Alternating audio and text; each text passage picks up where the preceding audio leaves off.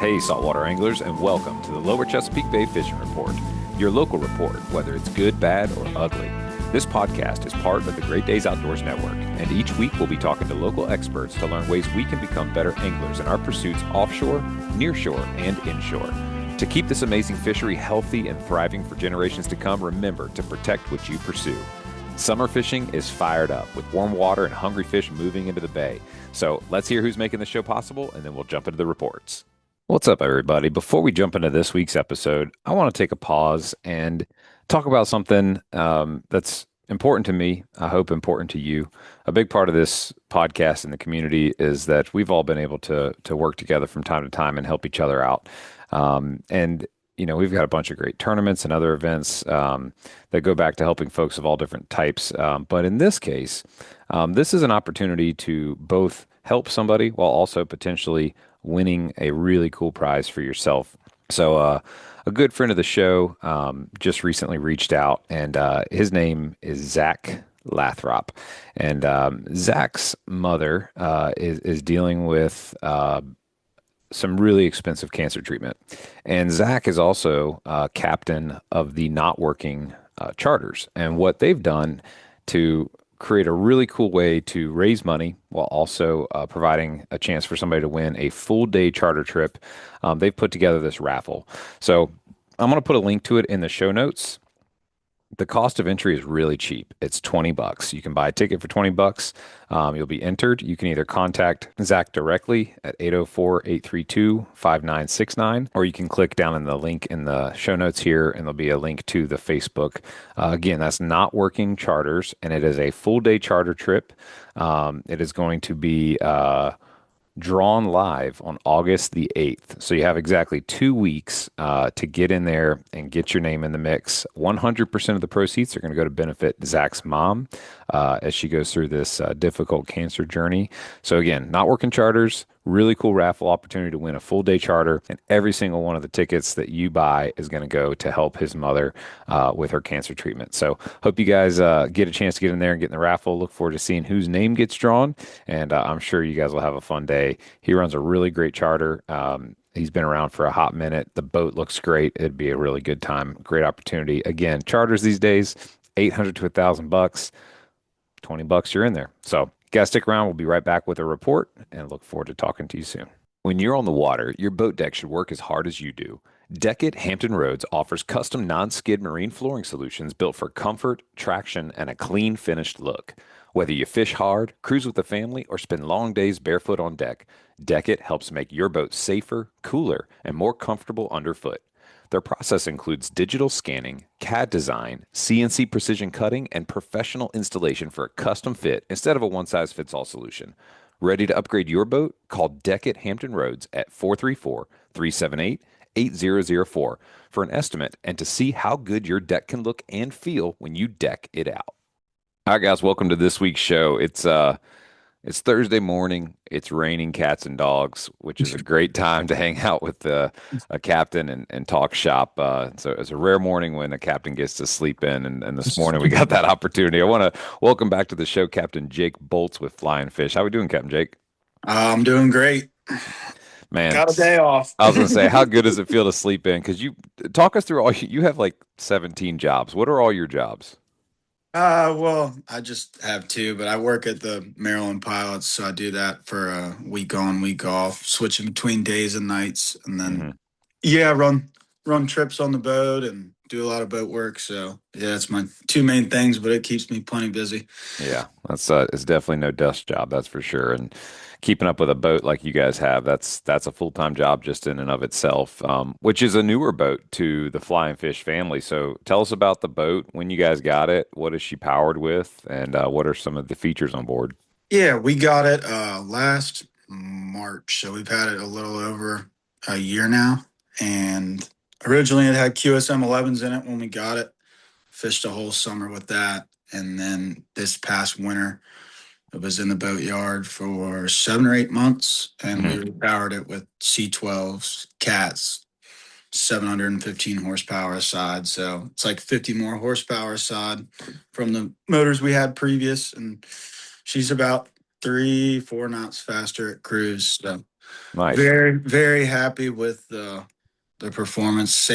Basically the same fuel burn too, and faster. So can't complain about that. No, especially with those, early morning treks offshore to the canyon or the ledge and back, those 4 knots make a big difference over a couple of hours. Yeah, it definitely shaves some time off the trip and it's calm out. But speaking of shaving time, you guys had a pretty adventurous Virginia Beach tuna tournament experience. So talk us through that. What was that like for you? Because well, talk us through some of the bites. Because you guys, I heard from Alex Field and Jenny Olmson with Shutter Speed, you guys had some pretty incredible bites.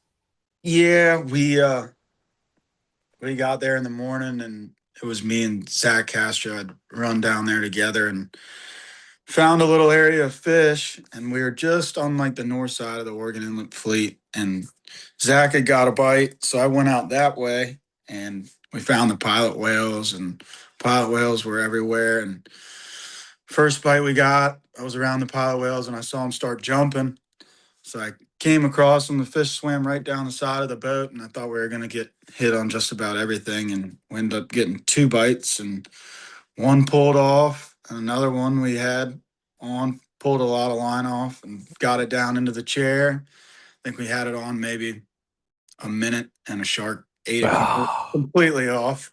no. They got nothing back but some line. When you say it pulled a lot of line out, is that kind of your indication that it was probably a bigger yellowfin or maybe a big eye? Yeah, I think it was just a nicer yellowfin, probably Yeah. 50 pounder or something. Which with how Well, the tournament went, any fish would have done you pretty good. yeah. That's crazy. And then what were your next couple of bites like?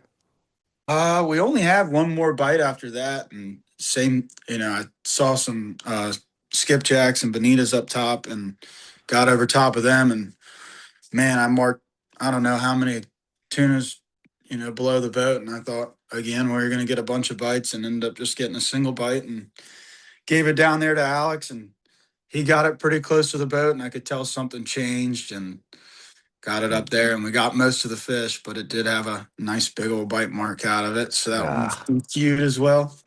was that one a big eye? No, that was a nicer yellowfin, probably. Okay. I mean, looking at it, it was probably 50 pounds whole fish if it didn't have a bite out of it. Well, as we know, and we had a little bit of fun talking with Captain Zach Castro recently about, his, he was like, I just couldn't believe that 54 pounds did what it did. So yeah, 250-pound yellowfins in the boat for you guys would have certainly been a pretty significant cash in that tournament.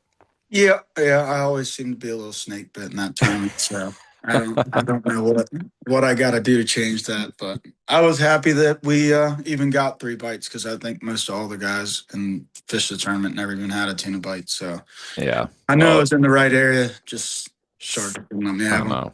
I know. Hell, and if there's somebody you want fighting the fish, it's definitely Alex. It's like handing the rod to a winch. I mean, he just powers through those things. I've watched him crank in some 50-pound cobia. It looked like he was reeling in a trout.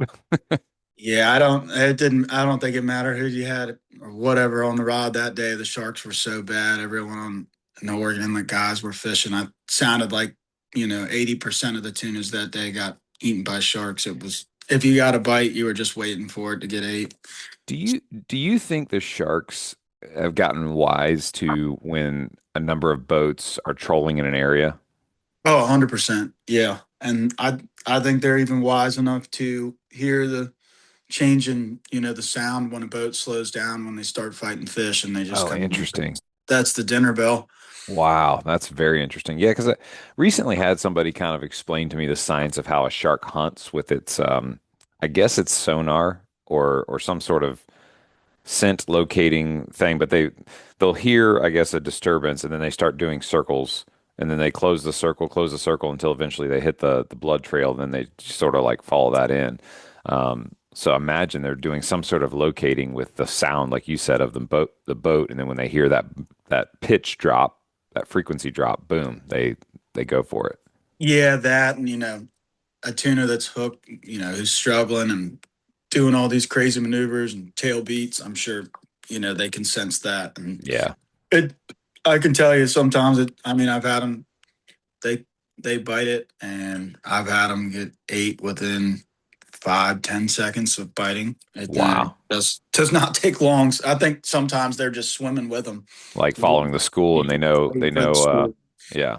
Well, Yeah. we kind of see that in the safari, like when a lion and a lioness are hunting like wildebeest, there'll be like a whole herd going, and they just kind of sit and wait for one to look a little weak or for one to look a little out of place or whatever, and then they pounce. I mean, it's not too hard to imagine something similar goes on under the water, with sharks being the apex in that regard. And I meant to ask, with the new motors, you got 3 or 4 knots more top end cruising speed. Did you see a change, or have to make an adjustment in your trolling RPMs? Not really, honestly. A little bit, maybe like 20 or 30 RPMs. It depends on the day and the conditions. I kind of change my speed depending on, or my RPMs, depending on if I'm going up sea or down sea or what the current's doing and all that. Yeah, Um, when it's calmer and it's slick calm, I tend to have less RPM on it. right. Just, it's can stay a consistent speed easier. And when it's Hmm. rougher, 'cause I don't like the jerking back and forth and slowing down. I like to try to stay at a consistent speed. So Yeah, whatever RPM helps me hold that. yeah. And then on the flying fish, obviously it's remind me, the new boat, who makes it and what size is it? 54 Jim Smith. 54 Jim Smith got it. So you've got everything inside. You've got cabin, kitchen, bathroom, the whole nine, air conditioning, which is a big deal in July and August. Yeah, Um, it's been really nice this summer. yeah, I can only imagine. But when you set your spread out, what do you typically like to do? So kind of start us from like your flats and work all the way out to your longs. Like what do you how many rods do you like to run, and how do you typically set up your spread? On a typical charter day, we pull 10 and I pull magic tail heads for the most part. On everything other than our short riggers now, we pull side tracker Okay. Sterling bars just Yep. off the rod tip. We don't even put those in the clip. Just pull them right off the rod tip short on an 80. And that's been doing us really well. And a lot of times I'll pull another bar short down the middle. Um, it depends on how calm it is. Again, Yeah. sometimes it's hard to pull all those bars when it's rough. Right. If it's rougher, we'll switch over to some of the Sterling rain chains on the shorts, and we'll actually put those in the riggers, and those also do really well. So A can't really rain go wrong. a rain chain, is that more of like a kind of vertical line of Yeah, exactly. squids or whatever? Yeah, it's got a bird on the front of it, and then I think like 4 or 5 of the cedar flex things they make, and then a stinger behind it. And Got yeah, it. Got yeah, it.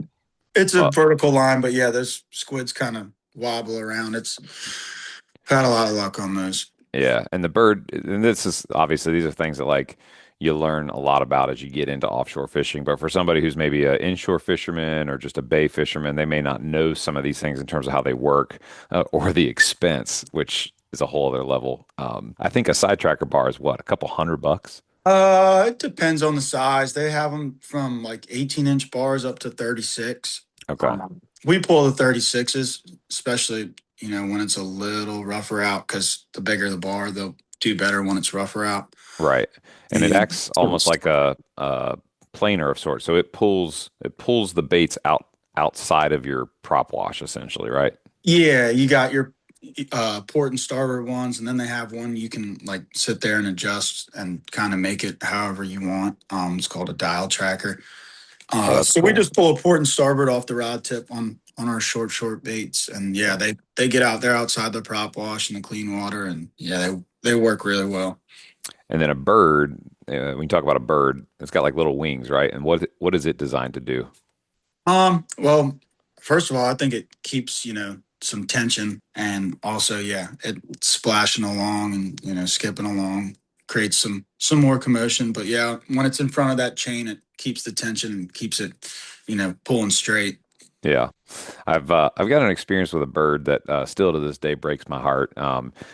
Well, this is audio only, but behind me there's a picture of a blue marlin that's free swimming, and it was free swimming behind the boat down in Alabama offshore, and it was chasing a mahi out from underneath the boat. And me and my buddy got so excited, and we tied a bait on as fast as we could and hand fed this blue marlin and it ate. I got the video of it eating. We were so stoked, and we didn't realize we'd thrown it onto a rod that had a bird in line. And it took it down, and then you can see where the bird caught tension right as it went to remouth the bait and try to swallow it. And the tension of the bird, the drag, pulled the bait right out its mouth, and it just gave up and swam away. We were just heartbroken. So, birds definitely work for creating tension and drag. Yeah, For firsthand traumatic experience. So you guys had a pretty, I would call it, disappointing outcome in the Virginia Beach Tuna tournament with the Sharks because you had your bites, which would have been very competitive. But then, not even a few weeks later, you guys took the boat and left Virginia Beach, and you went where and competed in what? Ocean City for their Ocean City tuna tournaments held out of the Ocean City Fishing Center up there. We were tied up in Sunset Marina, um, and they let you weigh fish there too. But yeah, I think they had 101 boats in it this year, Wow. and I, I think the prize pool was 1.4, 1.5 million with 100 boats. It's pretty impressive. That's a very big prize pool. I'm looking at your Facebook and I see this picture of Leon and a few others holding a gigantic wad of cash. What does it take to be all in a tournament like that? When we were in it last year, it was 30 grand to go all in, and then this year they added more Calcuttas and some different ones, and it was $35,000 to get all in the tournament. Just a brand new car, no big deal. Yeah, I wasn't particularly happy they added all those Calcuttas. I mean, I don't think it was really necessary, but yeah, it definitely upped the prize pool. And Yeah. yeah, my guys like to go all in, so that's what they did. I've seen across all the tournaments, the Cobia tournaments, etc. It seems like there's a lot of increase in Calcuttas over the past couple years. What's driving that? Inflation? No, I think everyone just is worried about their prize pool number. Everyone wants to, say how much money they have in their tournament. And I think, you know, I get it to a point, but at some point you're starting to take people out of the tournaments and you're going to see, numbers start to drop. Because I think that Ocean City Tuna tournament last year, there was more boats. I think there might have been 110 or 114. And at some Yeah. point, you start to get people out of it. Not that you have to go all in the tournament, but I think it still discourages people from entering. So there's a fine line there with how many, Calcuttas and tournament entries.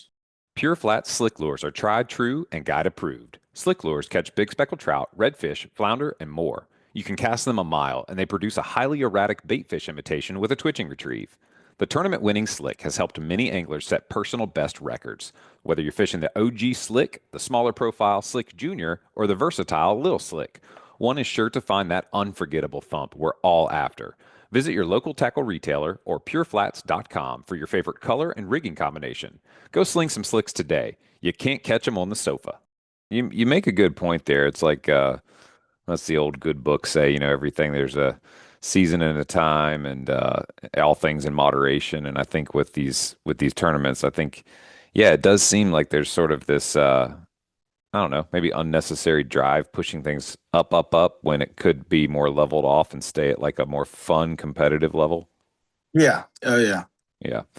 Yeah, you want to feel like you can go compete and have fun and enjoy yourself, make a memory and not feel like you broke the bank or are going to be extremely like ticked off if something goes sideways, shark bite or otherwise.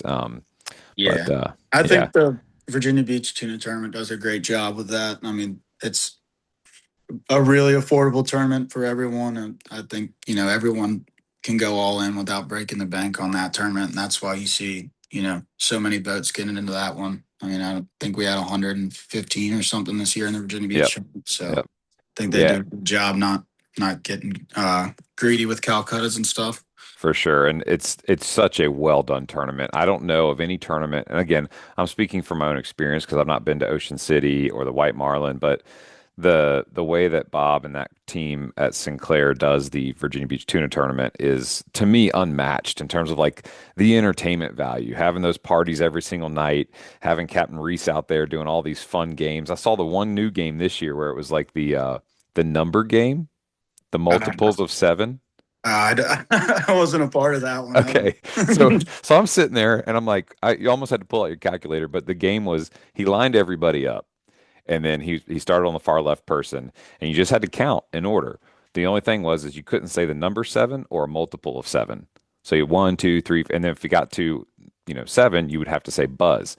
So like Oh one, yeah, two, yeah. three, four, five, I've six, played that buzz. game in a different yeah different Yeah. way. Yes. And take a guess what number got everybody that every single person ended up in the final ended up getting out on. Hmm, I have no idea. It was 35. Seven Really? seven times five is 35. Very Yeah. good. So it was just so fun to watch though, and of course, everybody's hanging out and you've had a drink or two. And so you feel like, oh, I don't want to jump up there because I'm not going to be able to do math on the spot. And it was a really, really fun game to watch. But the Simon Says, there's so many sponsors in that tournament. I can't even think all of them. I saw James with Deck It. I saw a bunch of the local marina folks, boat dealers. Um, and what Yeah. was cool is like the amount of prizes that are donated for the raffles. I mean, people won some really cool stuff just for playing Simon Says, or I think and obviously you're like a Simon Says veteran in terms Yeah, of what I was the judge this year. I wasn't playing. they took you out of it. Yeah, yeah. I think I needed Dang, a big. I won the two big prizes the last couple of years. So someone else actually, it was a younger kid who won the big prize on the last night. that's Cool cool. guy, and he was stoked. That's Yeah, awesome. I was telling all my people in Ocean City when I was up there, about our tournament and how well the parties are done and everything and how they have it every night. And I think some of my friends from up there are going to come down next year. Nice. They couldn't believe it because the tournaments up there, they just don't work the same. Yeah. At Ocean City Tuna Tournament, you have like a kind of a party the first night, which is Thursday, which is registration and everything. But I mean, there's no free drinks, no free food. They don't have a Ugh. band. It's not the same. And then they have a little award thing on Sunday night. But all the fishing days, they don't have a party or anything during the Yeah. night. It's just different. I mean, like you said, it's one of the best tournaments that's put on, I think, outside of the fishing on the East Coast. Yeah. It's cool to be able to just be with all the local captains and you get to hang out and talk to each other and spend time Yeah, together off the you don't water. get to do that often, so No, it's a nice couple of days to see everyone and talk and see absolutely. see them off the water. Now, unlike the tuna tournament experience in terms of the fishing, you guys had some pretty good fishing. So talk us through what it was like up there and what did you do different, if anything, fishing out of Ocean City versus Virginia Beach for the same species?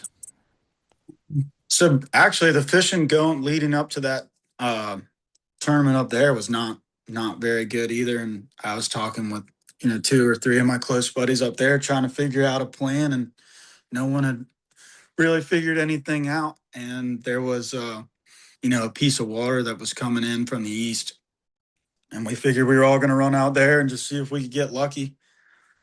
So the first day we ran out there, it's different up there too. It's a lot closer to get to the edge.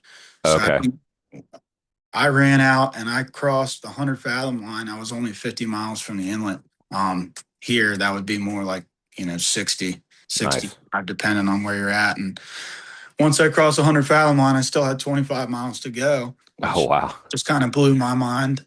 To get to that piece of water you saw? Yeah, and I Okay, mean it was 75 miles to where I slowed down, and yeah, I mean 75 miles in Virginia Beach definitely wouldn't have got you as deep as where I was in Ocean City. I think right. I was 1,000 fathoms when I slowed down, and I'd seen some Wow. porpoise and what I thought were tunas jumping, and I was like, all right, I'm gonna look around right here, and I found the temperature break and started marking a bunch of bait. I was like, okay, this looks promising. Wow. And I think we had 30 minutes to kill. We were just, looking around, and I never saw tunas jump again. So I was like, oh, maybe it wasn't. Started fishing. I think we got like an hour into it, and I'd seen someone slow down. So I was like, oh, maybe they got a bite. Kind of went over that way, and I hooked a single and caught him, 60, 65 pound fish. I was like, okay, there is some fish here. Yeah. And then I looked up in front of me, and there was birds everywhere, and the tunas were jumping under the birds. And I was like, okay, yeah, there's a Game lot of on. fish here. And I ran those fish over 2 or 3 times under the birds and never got a bite. And I was like, What? man, I was like, That's you frustrating. gotta be kidding me. And a lot of times when they are up top, it's hard to get a bite out of it. So I was like, okay, but there's fish here. Maybe we'll, find something. And I went another hour, I think, without a bite. And I had started trolling to the north. And I got, I think, 3 miles north of where I had my first bite. And then there was a lot of birds and a lot of tunas, different groups of them. And yeah, I got in that area and started running them over, and they started biting. I That's think awesome. we were hooking 4, 5, 6 at a time, and they were all the big yellowfins. I mean, I don't think we caught a fish under 55, 60 pounds. Dang. Those are big. Yeah, so it was taking a while every time, getting 4 or 5, and we lost, I don't know, a half dozen over the course of all our bites. But yeah, it was good fishing there for about 2 or 3 hours. It was pretty nonstop, and we actually filled both fish boxes, and we were pulled out the fish bag and throwing fish in the fish bag. That's awesome. How And many total finally, how many total tunas did you catch? I think we ended up with 14 or 15, Man, and we yeah, it slowed down and actually had a couple white marlin bites real quick in like 10 or 15 minutes. We had 2 white marlin bites, didn't catch either of those, and then I found them jumping one more time in the afternoon. I think we caught one more out of 2 bites, and that was our first day. But it was a great day. that Got back is in, epic. weighed our the way it works up there for your stringer is you get 5 fish each day you fish, and Oh, interesting. our stringer for the first day was 351 pounds. So for your average of 5 fish, we were averaging 70 pounds. That's And big. I could not believe it. I So was you looking were at the fish thinking they were, 50, 55 pounders, and we threw 351 on the scale. I was like, whoo, yeah, those dang. those are big ones there. And that first day, had any big eyes been caught? No, nope, nope. So Actually, there was every no big eyes caught the entire tournament. wow. So it was just all big yellowfin. So after day one standings, where were you guys on the leaderboard?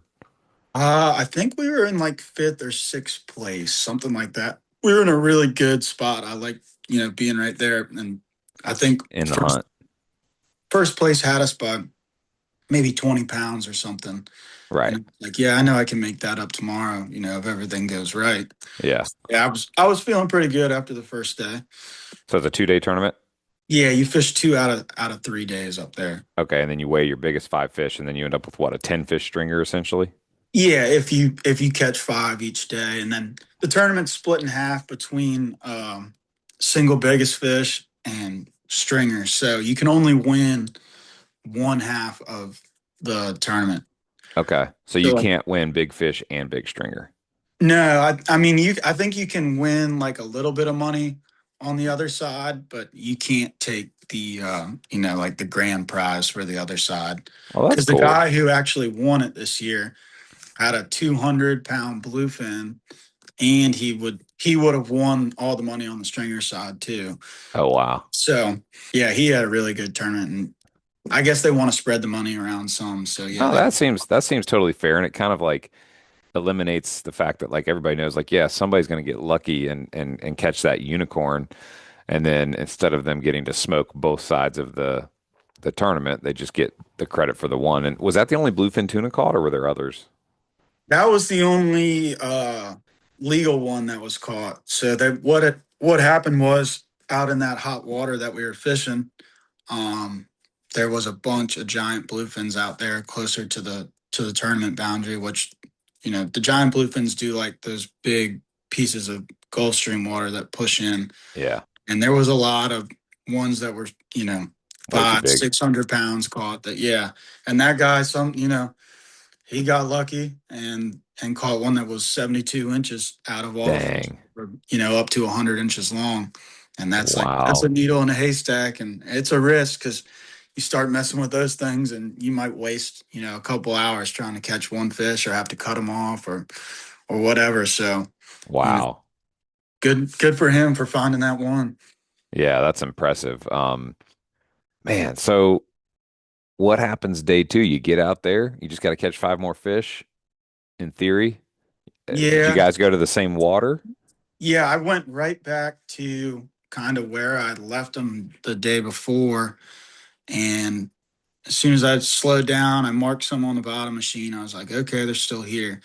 And then 5 minutes later, I found them under the birds jumping. And I think at that point it was 6 a.m. I had got out there real early because my plan was to find the birds and the fish jumping and get in that area. And at that point, I was all by myself, and I knew by the time 7 o'clock rolled around, I wouldn't be.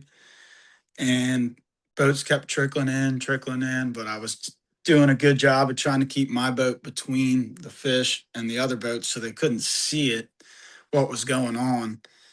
And I made it all the way to 6:58, 2 minutes before lines in, and one boat caught me and saw what I was doing, turned hard over and was trying to get in front of me, which I didn't allow him to do. But I think he called his buddies or something. And I turned around and there was 4 or 5 boats on plane running to me. And I was like, oh boy, this is Oh going to man. be interesting. So at 7 o'clock, I was still lined up right on him, and I got the first pass, and I kind of had a feeling looking around. I think at that point I could see close to 100 boats around. I was like, Wow. all we need to do is go over these fish and get 5 bites and catch 5 fish, and we'll end up in the money. And passed over them and had just an incredible mark on the bottom machine. I don't know how many tunas were down there. It was a big school of them, and I thought we were gonna get covered up. And I had 3 bites, and I just kept going and going, hoping to get 2 more, and it didn't happen. Ugh. We ended up catching 2 out of our 3 bites there, and I never saw him on top again after No. that. So I Too had my many two. boats, you think? Yeah, yeah. There was way too much pressure. Day one, there might have been, I don't know, 20 boats spread out over a big area, and day two, there had to have been, almost the entire fleet of boats was there. And I had marked them on the bottom machine 2 or 3 more times over the next hour or two in the morning. And then I never marked a tuna again the rest of the day. Gosh, man, that's so frustrating. Yeah, I was like, oh, I got 2 in here at, whatever it was, 7:05. I was like, we got, seven and a half more hours to get 3 more. We can do that. And no, it was crazy. It was like they just picked up and left town. No one was getting any bites. Couldn't find That's them. Couldn't that's see them. heartbreaking. That just, especially seeing them, that's the hardest part about tuna fishing to me in my experience is like when you see the fish visually and they're there and then you feel like you've done everything right in the spread, your spread works, your lures work, you're at the right trolling speed and then to still not get a bite is just like, I don't know, the definition of insanity. Yeah. Yeah. I was happy to get those 3 bites. I just wish I had gotten 5 because I had a feeling. I was like, oh man, if we don't get our 5 on this first pass, I know all these boats, they're they're not going to give us another chance because, well, like I said, when they're up top, they're hard enough to get a bite as it is, and then you put all the pressure on them, and yeah, it doesn't take much. But it Man, was it was, just sitting out. It was slick calm on the second day too, which I don't think helped us either. The first day was supposed to be nice, and it ended up being pretty rough, but I think that helped them bite a little better. And yeah. that second day, just sitting there for an hour watching those fish, jump out of the water and exploding on bait. It was pretty cool to watch. We got a lot of videos, and if it was a non-tournament day and you could have just put your baits in the water whenever you wanted to, I think we'd have had a limit pretty quick and had been home to the dock in an hour Yeah. or two. Having to sit there and wait till 7. I'm actually watching one of your videos from July 14th. Just watching those birds dive on those tunas exploding and you guys having to just sit there and watch. I mean, dude, It was about that's the tough. longest hour of my life. Well, I yeah, wish because there it's was like time to go faster. you're watching these $100 bills jump out of the water. It's like, hey, I just need to go catch you and we'll go to the dock and get a little bit of prize money. But yeah, I mean, how did you pass that hour? What did you do? Just sit there and Um, stare at them? Sit there and stare at them and yeah, follow them around. And then once the boat showed up, I was busy trying to, like I said, keep my boat between the fish and the other boats to block their line of sight from being able to see what was going on. So and everyone was making sure everything was ready. So as soon as 7 o'clock rolled around, everything was ready to just fire over because I knew it was going to be pretty hectic start with all those boats trying to get to them too. So, but my crew did a good job, and we got the first pass over them. I can't complain. Just didn't get lucky enough to get the right amount of bites out of them. But Yeah, that's man. how it goes. But we had some really good marlin fishing the rest of day two that passed the 7 hours. So I Some think we white marlin. caught a blue marlin and 3 out of 5 white marlin bites. And Wow. I don't know how, I had the sonar down and I was marking marlins everywhere. I was trying to drive away from them on the sonar. It was, uh, it was really good. I think there was a couple boats from Ocean City that weren't in the tournament that were just marlin fishing. I think a couple of them caught 9 or 10 white marlins actually trying for them all day. So yeah, Wow. it was a lot of marlins in that water too. In that hot water, right? Yeah, it was most of the tournament we fished it was 77 and a half to like 79-degree water. It was That's it was pretty pretty warm. warm. Yeah, that's very warm. And I wanted to go back to you said you guys were in 1,000 fathoms. So for those that are curious, a fathom, remind us, 1 fathom is 6 feet. 1 foot equals 6 feet. Yeah. So if you're in 1,000 fathoms, you're in 6,000 feet of water, which you got some pretty serious sonars to ping off the bottom there. Some of those more powerful, 1 kilowatt units to be able to reach down there and give you a good picture. Oh, I was using my I got the Omni sonar this winter. Yeah. So I was just scanning like the top 200 feet of the water column, Hmm.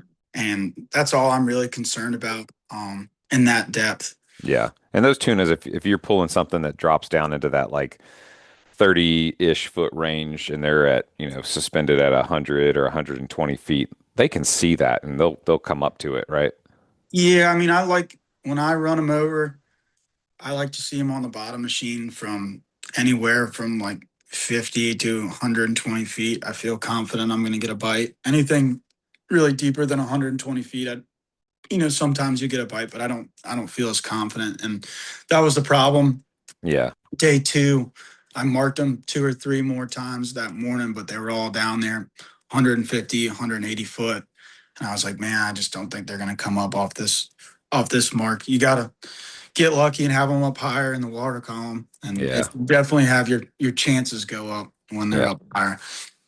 Well, I've told this to folks before. If you're interested in getting offshore, the best thing you can do is book a charter because the barrier to expense plus all the safety considerations plus all the experience. I mean, you could drive yourself crazy trying to go out there in a small boat and catch a tuna. Your best bet is to go with a pro and go on a big safe boat like yourself. If somebody is out there chasing tuna on their own, what's a really good just 101 type tip that you could give somebody that would help improve their luck when they're out there offshore trying to catch a tuna?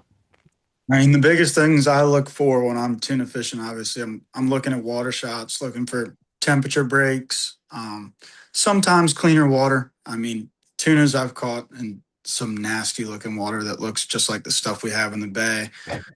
Yeah. They really don't care. The biggest thing is finding an area with bait. They're the amount of bait up there where I was fishing in Ocean City was incredible. I mean, you couldn't go a couple feet without marking a bait ball. And the tunas we caught were spitting up squids. So, Mm. you, you know, you see them spitting up squids, you kind of want to match the hatch and Yep. pull some sort of squid chains or a spreader bar, something like that just to match it. Yep. No, that's a great tip. And then double check your tackle, make sure your crimps are right, make sure your hooks are sharp. Have a plan. Make sure you communicate your float plan if you don't have Starlink or some other communication device and safety, safety, safety. But if folks are EPIRB. EPIRB, yeah, EPIRB. exactly. So what does EPIRB stand for? I'm actually curious. I would have to look that up. I'm looking it up right now. EPIRB meaning. There's an acronym for everything. Something Okay. beacon. You're correct. Yes, it's an emergency position indicating radio beacon, and it's a compact battery-powered emergency device that will immediately send out a distress signal to search and rescue authorities, which in our case would be what? The Coast Guard, Yeah, yeah. That's right? I think the single most important piece of safety equipment on any boat. Because that's going to be your fastest rescue in a life-threatening situation, meaning that like your boat is sinking.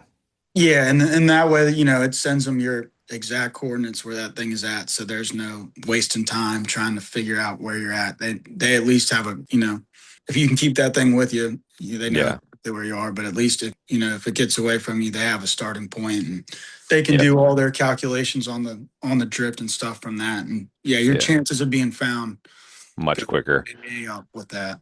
And I would say I'm looking at a couple of things. It's probably important to make sure you're getting one that has the included AIS, which is automatic identification system, and that broadcasts your location to local ships nearby as well as the rescue personnel. So that could be helpful. And I just had this thought recently. I was in, Memorial Day. I was golfing, and the group in front of us, the gentleman, had a heart attack and was dying. And my group was able to run up to him, and one of the guys in our group knew CPR, got the guy's tongue out of his mouth. He was choking to death. And it just dawned on me that like an EPIRB is not necessarily going to help you in the case of like a boat emergency, but it could also be a health emergency where somebody's having some sort of a crisis and you need to get them to medical ASAP. So you could think you got the safest boat in the world, but like you said, an EPIRB is a must-have. Um, Yeah, I really think Starlink is like a big safety tool now too, and that would be more so like if you did have a medical emergency, you could call the Coast Guard right off your phone and be like, "Hey, my boat's not sinking, but I need someone, airlifted off my boat. Here's where I'm at. Tell yeah, them the situation and talk to someone directly over the phone, so yep. they already know what to be prepared for." Yep, absolutely. And then if you're somebody who bounces around between different boats, you could also take a PLB, which is a personal locator beacon. So if you're constantly jumping on different people's boats and not sure if they have the right safety equipment, grab your PLB and take that with you as well. Yep. Um, so it's gosh, man, I can't believe July is almost done. I feel like this summer is just It's going by. flying too fast. But what's coming up in the rest of July, August, and September for flying fish in terms of trips that you guys offer for your charter operation, and then tell folks how they can contact you to book one of those trips. Yeah, we offer anything from your short 4 hour inshore trips, trying to catch mackerels and cobia and drum all the way to your offshore trips. And I think, there's been some good marlin fish in the last week or so. They've shown up really good. So the next probably month and a half, hopefully it goes all the way in the beginning of October, we'll be targeting marlins and mahi. I hope maybe we get a good run of wahoos this fall. Who knows? That'd be cool. It should be some great fishing coming up. It was a little slow there for a while, late June into middle of July, but seems like it's coming around for us. And August and September, I think, are some of the best times to fish here in Virginia Beach. So from inshore to offshore. Yeah, everything's hungry, everything's biting. And how do folks contact you guys to book a trip? Yeah, you can call me directly, 757-769-9545, or check out my website, flyingfishsportfishing.com. And I got a book now button right on the website. You see what trip you like, pick a day and book it without ever talking to me if you want to. Just like everything else these days, order food, order your groceries, book your trip. You'll meet us the day that you hop on the boat. Obviously, super comfortable boat. It would be great for a family adventure, a corporate retreat, you and your buddies, bachelor party, bachelorette party. It doesn't matter. We're not. I've seen it all from Yeah, seen it no all. experience to a lot of experience. Yep. And that's kind of the fun of being on a boat like that is that if you do like an offshore trip, uh, you don't really have to know how to do anything. You can just be, and then it'll be like, hey, you're up, go sit in the chair and crank.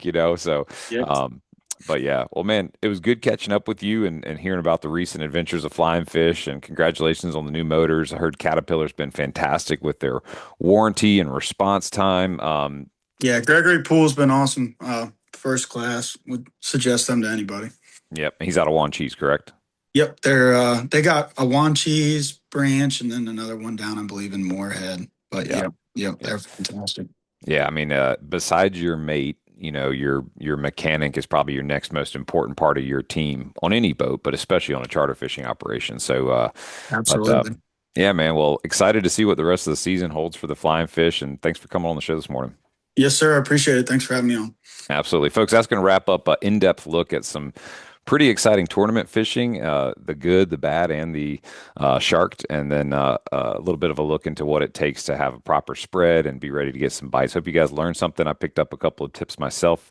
Make sure you got your Hiltons offshore, or a way to look at your water shots. That's really important to be able to find that good water.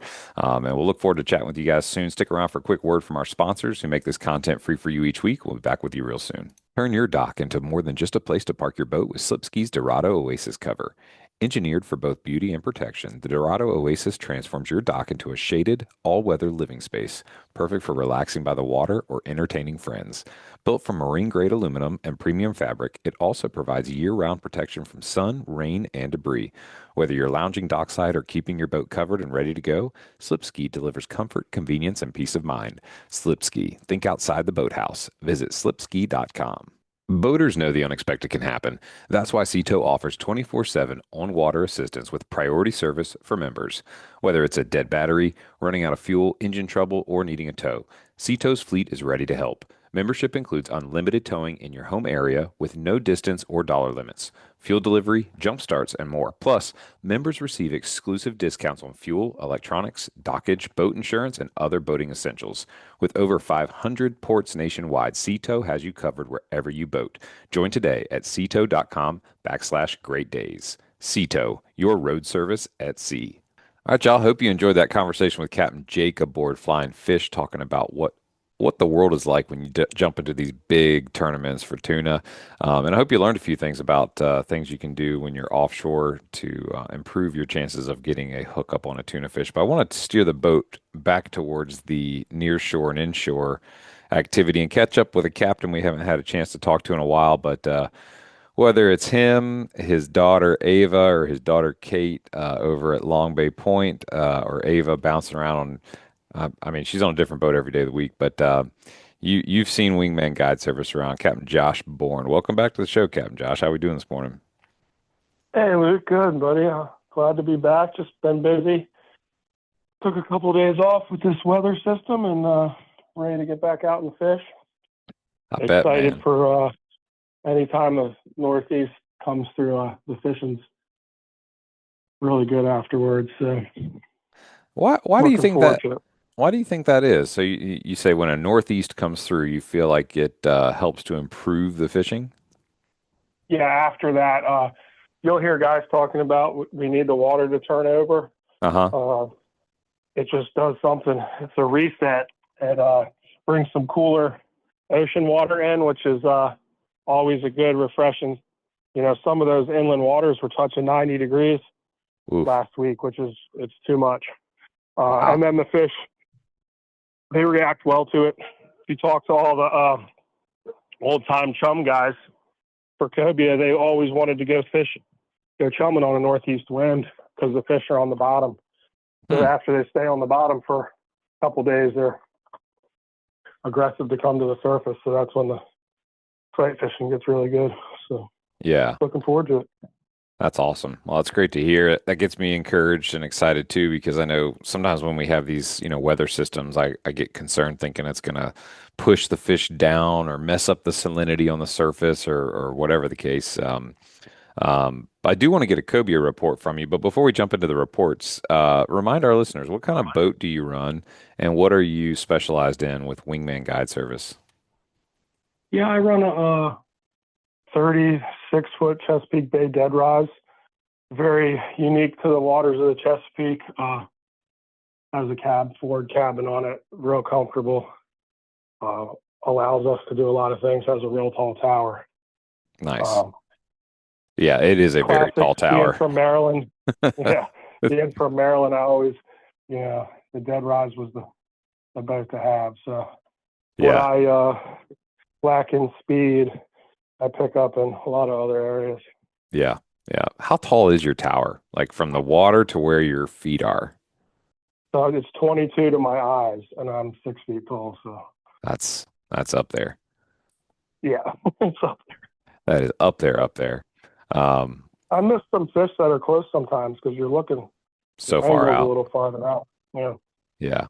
No, I can imagine that, but still, any kind of cloud condition or glare on the water. And this is a kind of interesting thing to talk about. Like the difference of visibility. When you have overhead sun, it's not always guaranteed that you're going to have visibility because how does it work? If the clouds in the background are, I'm trying to remember, I guess white or, Yeah. The glare factor. So, I mean, you negotiate that with obviously different types of glasses, but I prefer, if you told me, hey, it's, full glare today, but calm, I'm like, no, give me a 2-foot sea with hmm bright sun, and I'm right, taking it all day.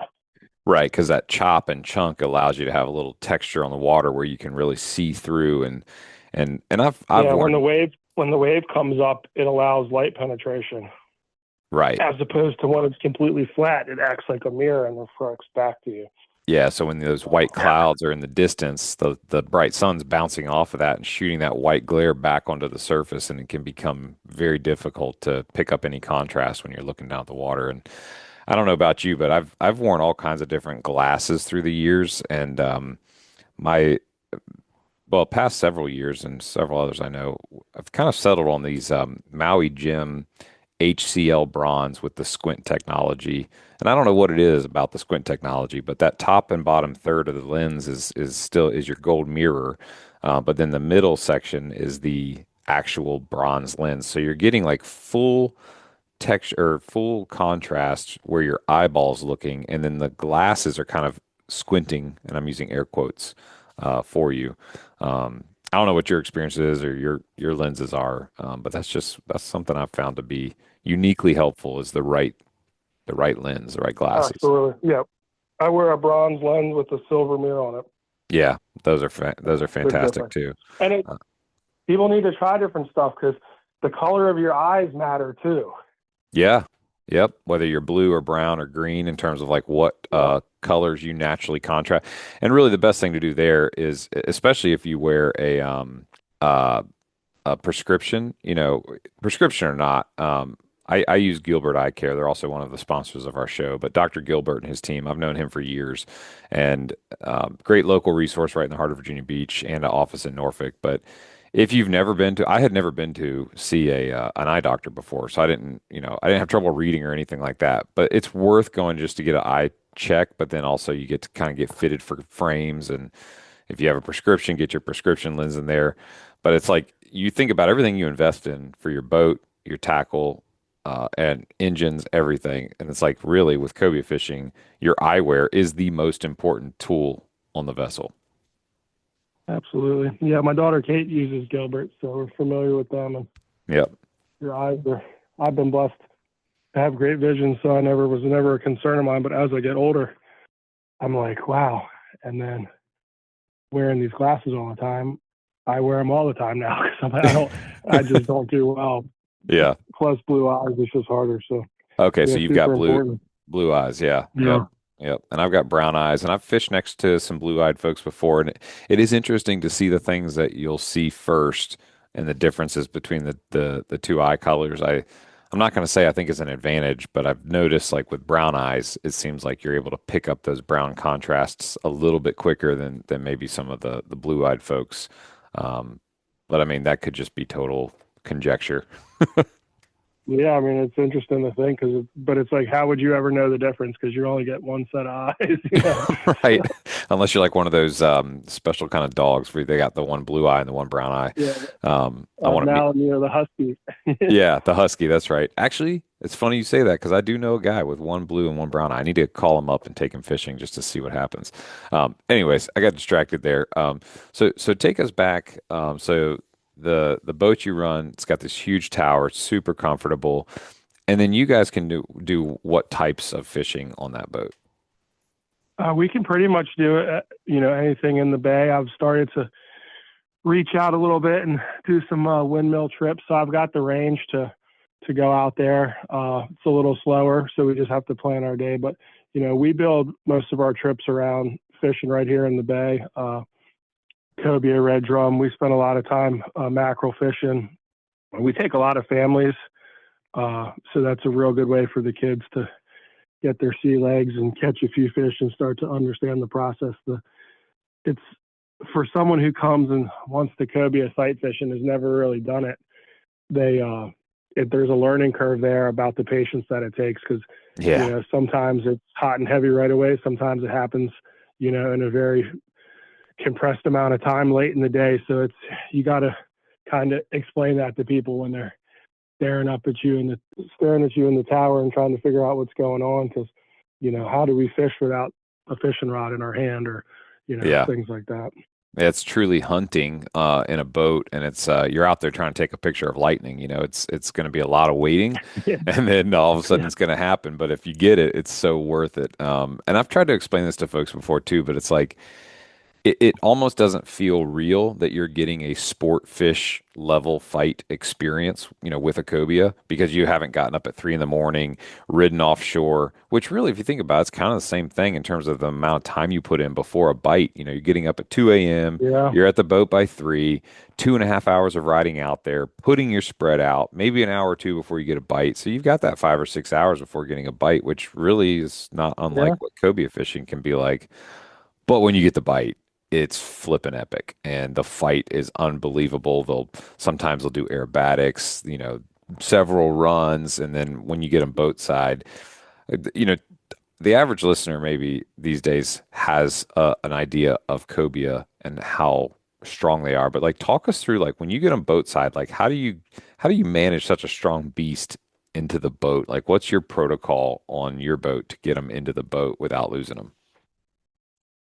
So we have some advantages with my boat. Not having outboards is helpful, because there's nothing in the way at the back of the boat. So, Mm, and I've got about at least 15 feet of room down each side, so we can move that fish, where it needs to be, or follow that fish wherever it wants to go. I've got multiple controls on my boat, so I can keep the boat in position, essentially keep it out of the way of the fish. So we try to take our time. People talk about bringing a green fish in, getting these fish, when you start to get up into the 50-inch range into a net, it takes a good amount of skill and patience. mm, But I think just the room that we have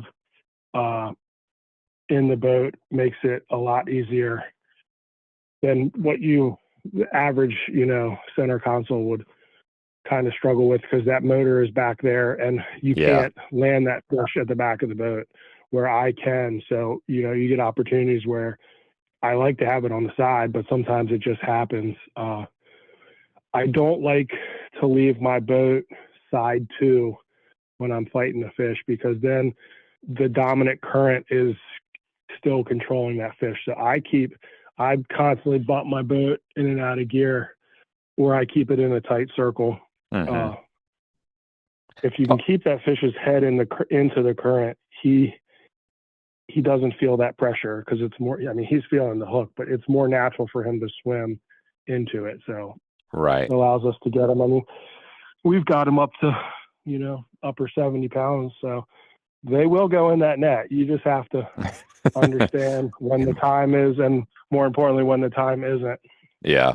You said side two, and I'm gonna admit, when you say side two, it's not language I use on a regular basis. I might describe it differently. So what does side two mean to you? And you say you don't want to get side two. What does that mean to you with the current So and your side boat? two would be like, if I, pull the boat into neutral, pull it out of the gear, the wind's going to blow me around one way, and then the current's going to hold me maybe the same way or opposite, but I'm going to be sideways to those waves. So instead of my bow going straight into the wave Ah, or straight away from it, I'm now sideways. parallel with the way that wave is. Yeah. So side two. So your side is to the wave now. Right, So which you I do don't not like to don't be want side that. two, No, I can agree with that. especially when you're that high up. That's not you're holding on. All of a sudden you're Yeah. getting swung back and forth like a pendulum. I've definitely been there, and Oh, and yeah. it does you bring up a great point. Like, as a center console boat myself with outboards, I do end up side two sometimes when I'm trying to spin those tight circles, because I can't let that fish get to the back of the boat.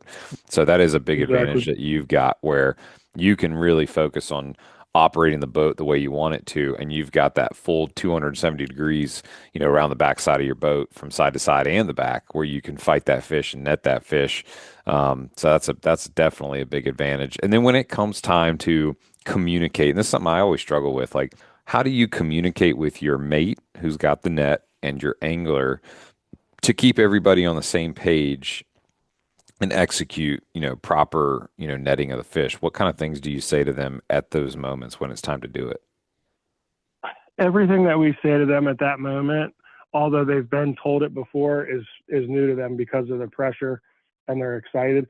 So we start out our trip. The mate gives a brief about how we're going to land these big fish. We talk about, some people have never reeled left-handed or right-handed, so we talk them through that whole situation. But once the fish is, on the end of their rod and they're feeling it, they kind of forget that sometimes. So Yeah, my mate runs the show down there as far as which way the fish needs to go, and then I follow the mate's lead to keep the boat in position because they're right there and I'm up watching it happen. Most of the time, if I need to go left and put the boat in gear, it's already happening before they say anything because we know what needs to happen.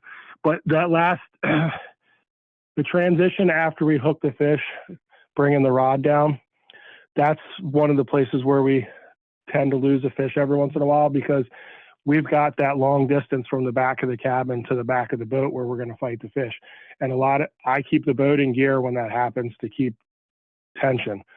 But got if it. that person's like super excited and they grab the rod and then they drop the rod down to the water and start to like sprint to the back of the boat, they just gave 10, All 12, that. 15 feet of slack. Yeah. Yeah. So that's where the mate is like grabbing these people by the belt and saying, hey, keep the rod bent. So as long as they keep the rod bent, you're good. Yeah. When that fish comes side two and it's time to net them, that's usually, we have very few errors Hmm. on our side. What Yeah. normally happens is fish comes aboard, people high stick the rod, meaning now that the fish is not in the water, that rod is not built to handle the weight of the dead weight of a fish. It's meant to handle it in the water. So this year we've actually had two anglers break our rods Oh, because at the last second they lift want to up. help bring the fish.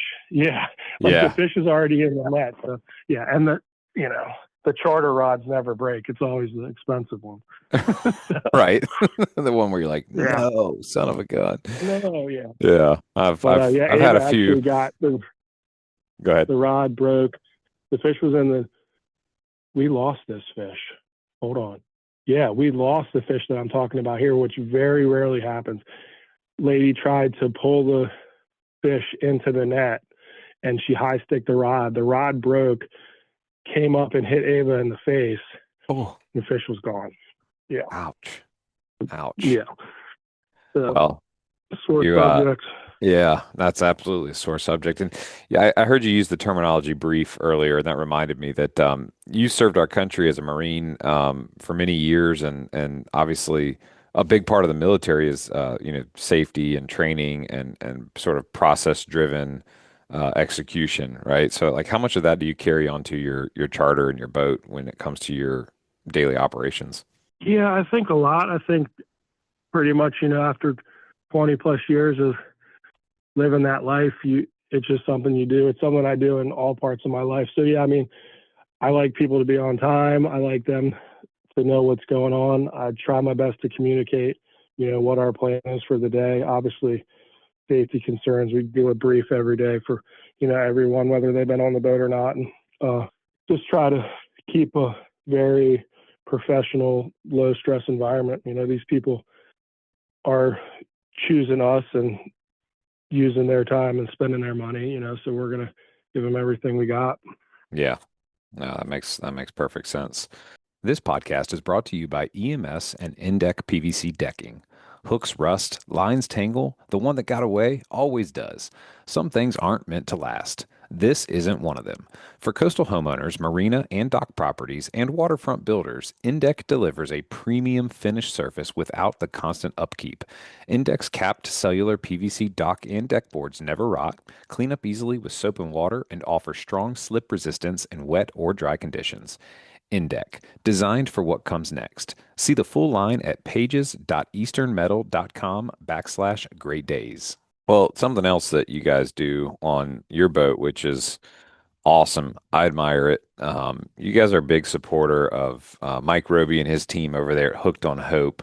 What does that what does Hooked on Hope mean to you? What does it mean to Wingman Guide Service, and why have you guys been so involved with it for all these years? Well, my history with Mike goes back, shoot, I think close to 7 or 8 years now. When he first started the organization, I had a neighbor when I was living down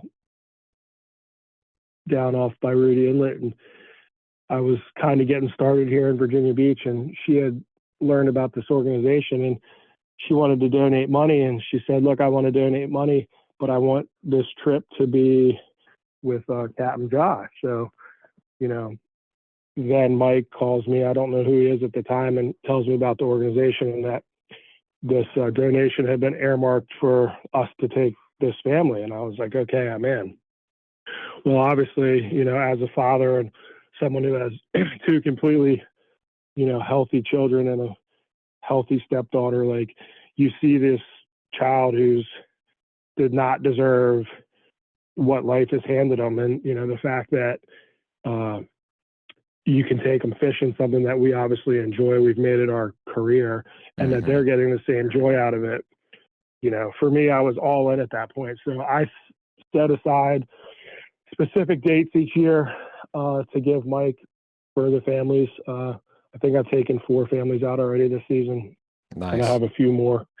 So that just became friends with Mike through that. And Daniel LeGrand and I guess 6 or 7 years ago now, came up with this idea of the Spanish mackerel tournament. It's one of these fish that, you know, are prolific in our waters, and a lot of people fish for them. And I said, you know, Daniel had a lot of experience from doing tournaments and designing tournaments, you know, 25 plus years ago. And, you know, we had to encourage Mike about it because it was unknown territory for him. But, you know, the response has been amazing. So, yeah, I take a dedicated amount of trips each year for Mike and those families. And then obviously we do the tournament each August, which is, I just got a text from him today. I think 40 or 41 boats are signed up. Yeah. Our goal is 60. I think we're going to break that. Nice. Without question. I have dedicated to take the same family in this tournament until they age out. Nice. And we've had good success. Well, I'm excited about these little buckets that the people that wait till 51, boat 51 is going to get a baby bucket. I think that's going to be pretty comical. Yeah, I think this might work differently than Mike thinks, because this baby bucket concept, it might actually be seen as a win because you get something that's so different than everybody else. True. I think some people are going to hold out because they want the small bucket. Everyone can get a regular bucket, right? That's funny. I misspoke. The 56 boat gets a baby bucket. So there's 55 boats. And we also got to wish Mike a happy birthday. Today is his birthday, July the 24th. So happy birthday to Mike. I hope you get to celebrate properly. And then the tournament itself is coming up. So it's July 24th now. This is probably going to air later today or tomorrow, the 25th. And the tournament is on what date this year? August 8th. So what's that? Second Saturday in August, yeah. Yep. We do a captain's meeting the night before at Ballyhoo's, and then we have the tournament that day. Our lines in are at 8, and you have to be at the scale, which is at Ballyhoo's, so you can carry your fish by 1 p.m. Okay. So it's a fast-paced day, and for those, you know, people who fished it before, it's extremely fun. We have a great showing of support, and the after party is very family and kid focused. Captain Reese comes and just does his thing. He's amazing. Ballyhoo's puts out a good spread for us, and Mike does a really good job of making sure that the prizes and the trophies and such are extremely professional. And I remember, I think this is just the way it happens, right? We designed this tournament. We we fish it, and I think it's year 2. Year 1, my good buddy Brian Burgess wins it. We're fishing in a northeast gale. It's blowing like 20 plus knots, raining sideways. Brian's wife catches a big 4-pound mackerel. They end up winning the tournament. Wow. Next year, Daniel LeGrand wins it. Daniel and I have designed the tournament. So everyone's like, really? Well, I come in second place. Yeah. And I'm like, oh my God. Hey, fishing was good. So I have this family on board. This boy and his family are not a cancer family. They asked to fish in the tournament. And the number one most important rule of the tournament is that you have someone under 18 years old on the boat. Okay. I like that. Really the only rule outside of the rules of, the state rules and the fishing and how the tournament's designed. But that's a hard, what has to happen. It's designed to get young people out there, all that. So I have this family on board, and this whole thing I'm talking about is how cool these trophies are. We win second place, a significant amount of money. And I told the family, this boy, Caden, his dad passed away actually passed away when he was 7 or 8. And his mom reached out to me and said, look, I take him fishing now, but he never catches anything. And his dad has passed, and they used to always catch fish. So I started taking Caden fishing. And every time we go, we have an unbelievable day. And I'm like, Caden, your dad's like looking down on us. He's already been with me this year. He now drives. He's graduated high school. He brings his own friends. They bring their own money. And it's just something that we've done. Well, this year I have Caden and we win second place. And I told his mom, I said, look, I'm going to give you all the money. And she's like kind of beside herself. And she said, well, I said, I only have one request. And she's like, how much do you want? And I said, no, I'm taking the trophy and you're taking all the money. Yeah. That's awesome, so, man. It was one of those things. That's a good testimony to the kind of captain you are and the way you look at the community. And speaking of money, obviously these tournaments and these organizations, they don't run on hopes and dreams. They run on money. And that's a big point of the tournament. And we've got some opportunities still.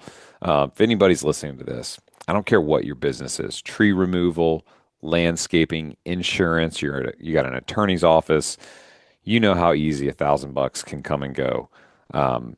I feel like one of those late night commercials in the arms of the angels. For just $5 a day, you can feed a mackerel to a small child. So, no, but jokes aside, if this speaks to your heart and you're like, man, I want to get involved, I want to sponsor or be in the tournament, please go now. vbmackerel.org is the tournament for the Spanish mackerel tournament. And I don't know about you, I always misspell mackerel. I always want to put an A in it, but it's not. It's Mac and then Kerel. So vbmackerel.com, and all the information you need is on there. Contact Mike today. Get involved. Do a sponsorship.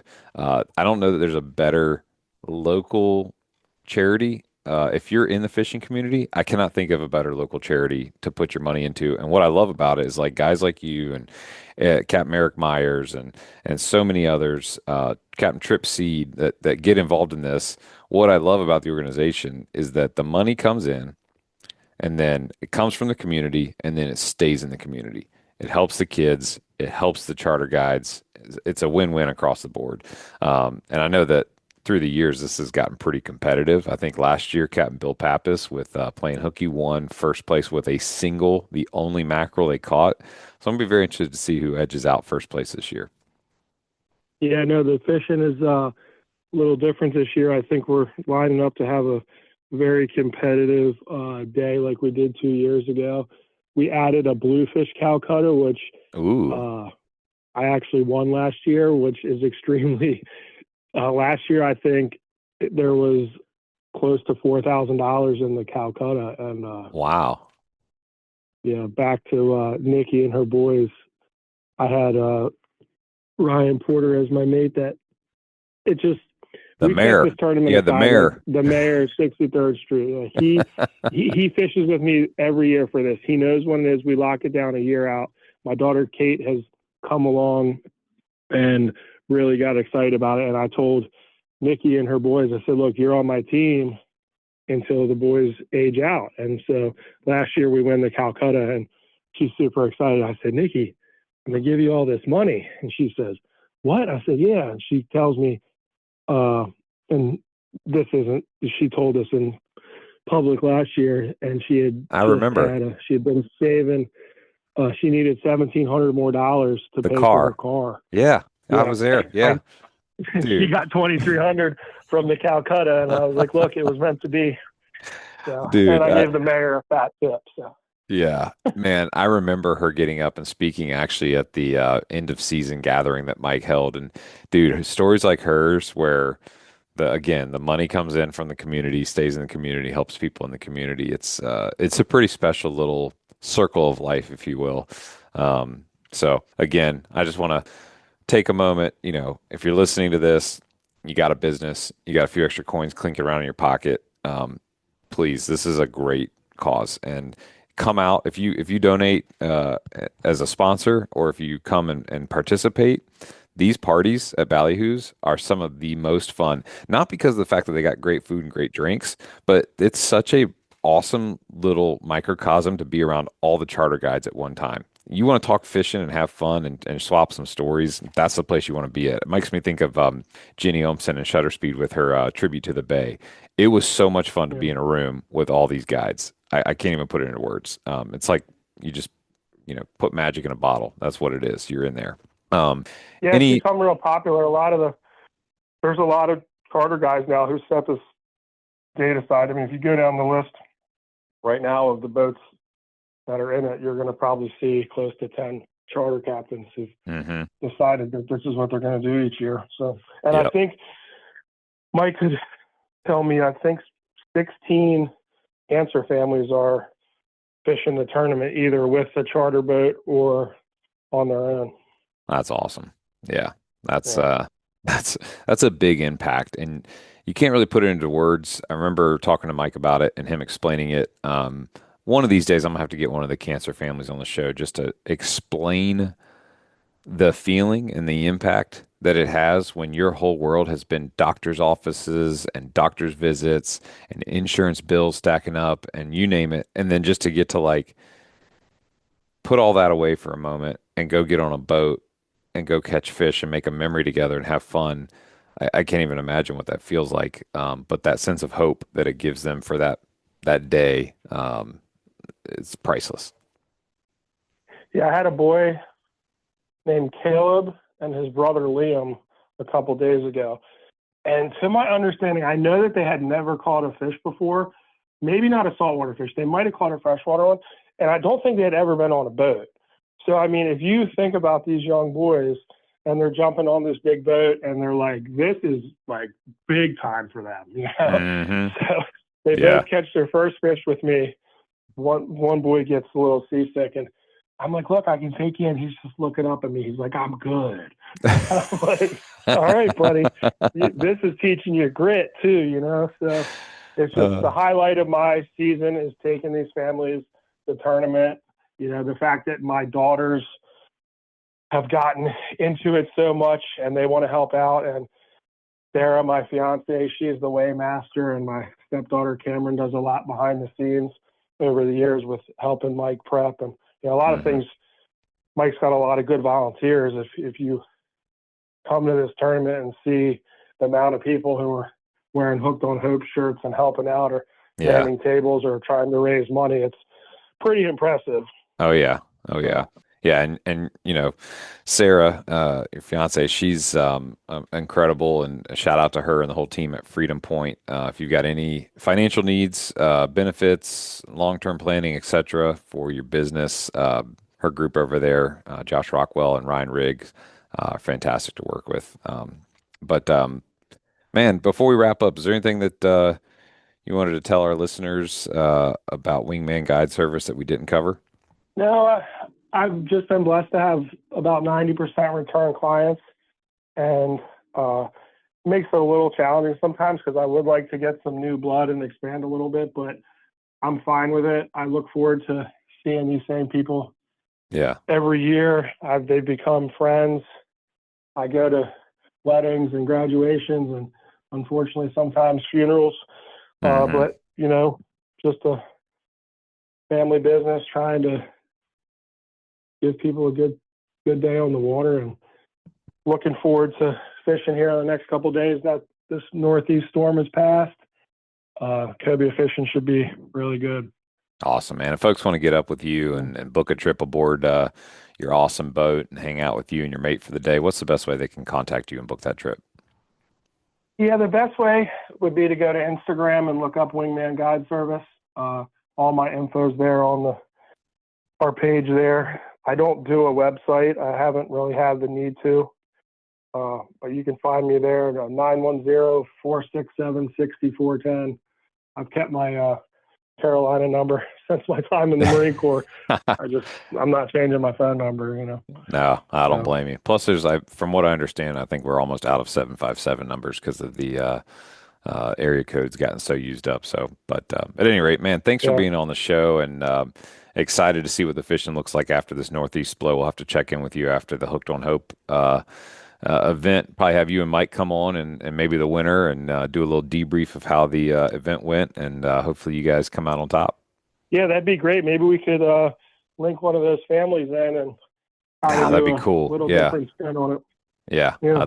We'll be competitive. We'll hopefully we have great weather for. We're going to have great weather. I'm going to speak that for there you August 8th, and we're going to get a lot of good fishing, and it'll be real competitive. And I think we're on track to have a really good tournament. I think we'll probably go above 60 boats. So there'll be more than a few people walking around with the mini bucket.